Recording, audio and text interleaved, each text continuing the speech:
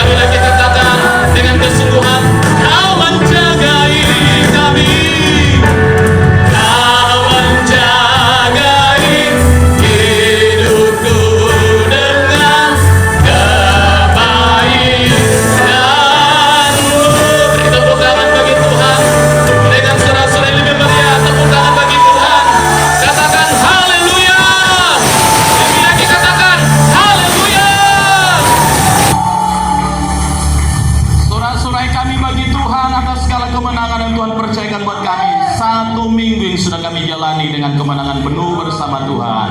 Dan hari ini kami siapkan diri kami dalam panduan tuntunan Tuhan, melangkah 1 minggu ke depan dengan segala kemenangan yang Kau telah sediakan dalam perlindungan kebaikan Tuhan.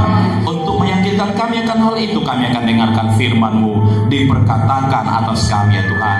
Karena itu dengan kata dan sabda yang sederhana, pakai bibir lidah hamba mengucapkan setiap rangkaian ucapan kata-kata firman-Mu yang penuh dengan pengurapan Roh Kudus, sehingga setiap kami yang mendengarkannya akan dikuatkan saat lemah, akan dihibur ketika kami mengalami berbagai beban persoalan. Dan hari ini firman-Mu menjadi keperluan kami, kebutuhan kami, membangkitkan kami, menuntun kami Tuhan.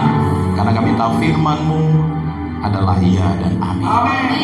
Kami siapkan diri kami sama firman-Mu dalam nama Yesus. Kami bersyukur dan berdoa bersama-sama, kita katakan amin. Tepuk tangan bagi Tuhan.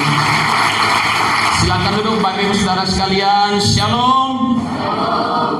Sekali lagi shalom, selamat pagi, selamat hari Minggu.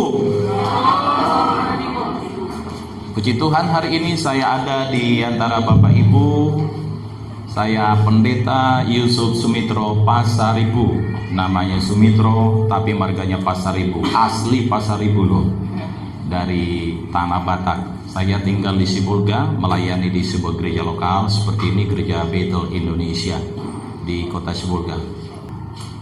Pelayanan yang kami layani di Sibolga berada di Jalan Santiong. Jika Bapak Ibu pernah berkunjung ke sana, tentu tahu nama Santiong, tempat di mana setiap orang akan menemukan sebuah menu yang menjadi kesukaan kita, tempat pemotongan B2.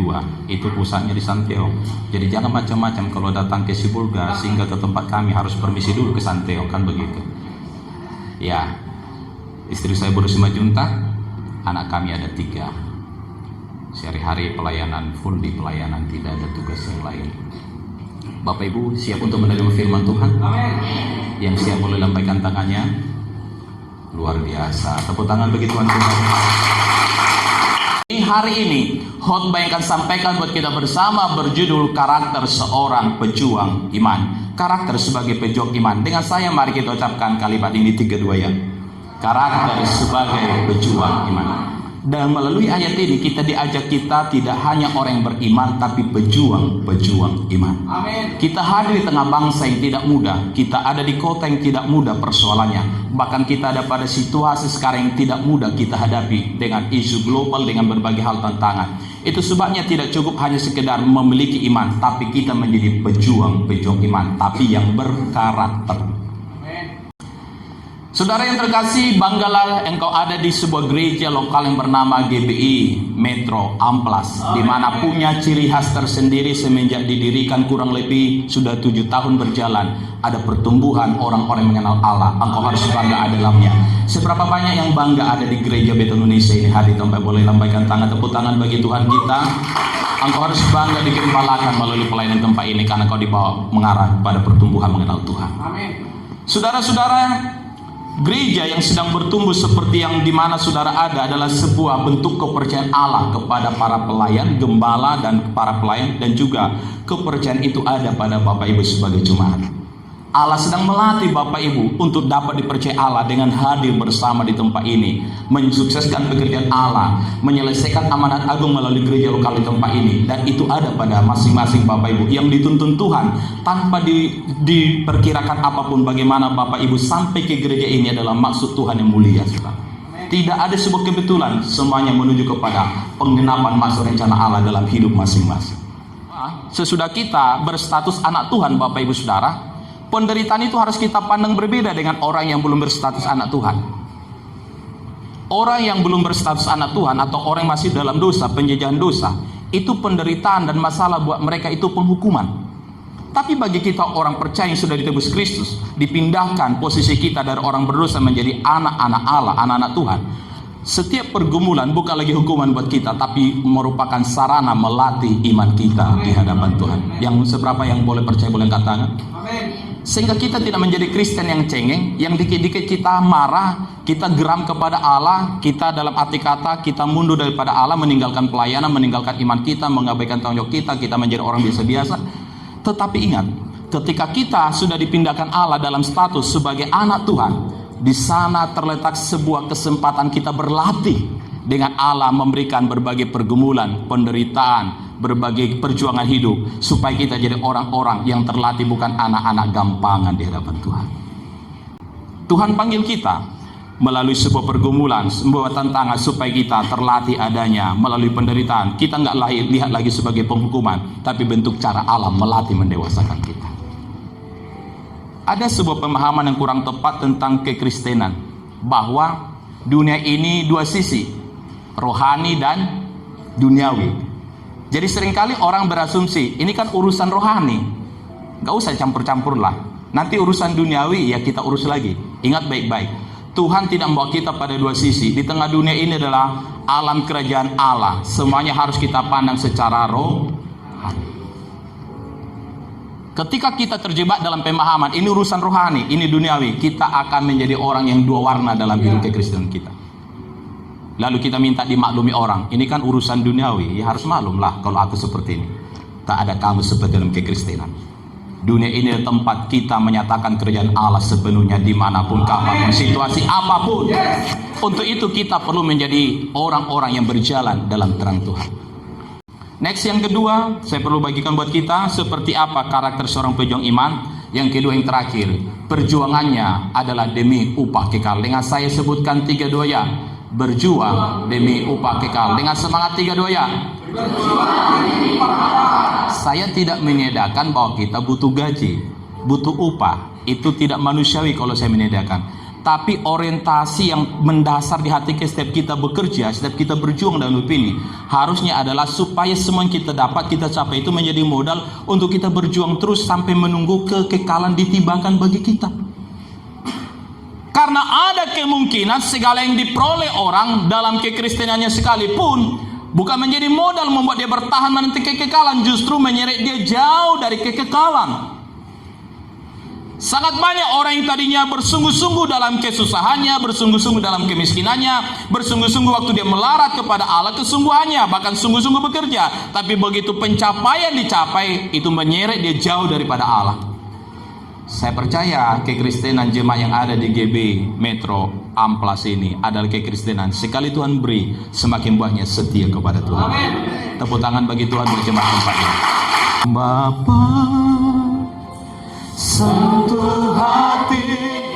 Biar ini menjadi doamu masing-masing. Jangkau Tuhan dengan kalimat imanmu lewat pujian ini.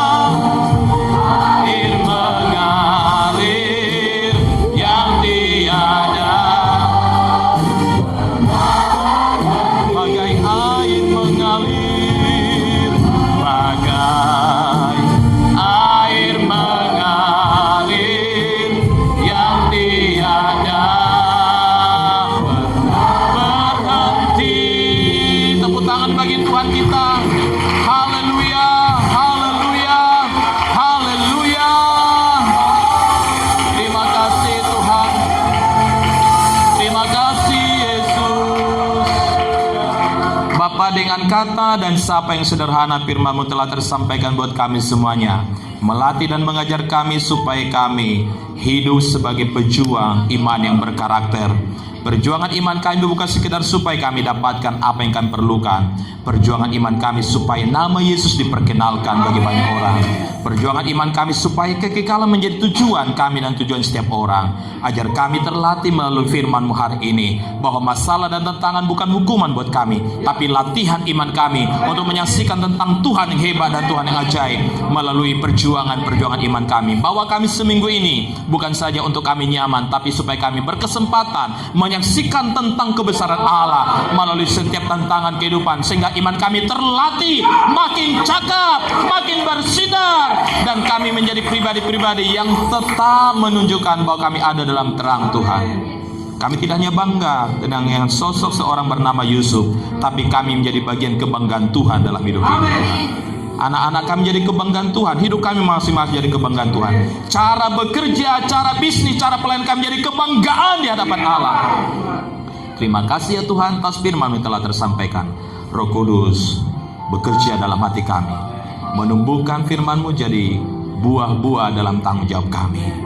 Dalam Yesus Kristus Tuhan yang punya firman, kami bersyukur dan berdoa. Setiap kita bersama-sama katakan amin. Tepuk tangan bagi Tuhan, silakan duduk Bapak Ibu.